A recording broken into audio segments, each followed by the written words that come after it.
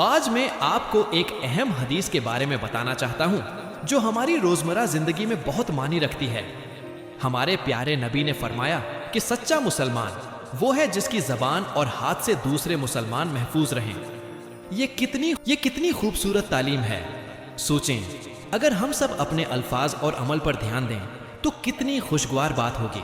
آج کے دور میں جب سوشل میڈیا پر غلط الفاظ استعمال کرنا عام ہو گیا ہے، یہ حدیث ہمیں یاد دلاتی ہے کہ ہماری ہر بات اور ہر عمل کی ذمہ داری ہم پر ہے۔ اگر آپ کو یہ پیغام پسند آیا ہو تو چینل کو سبسکرائب کریں اور مزید ایسی معلومات کے لیے بیل آئیکن دبائیں۔ شکریہ۔ یعنی اصل ہجرت برائیوں سے دوری اختیار کرنا ہے۔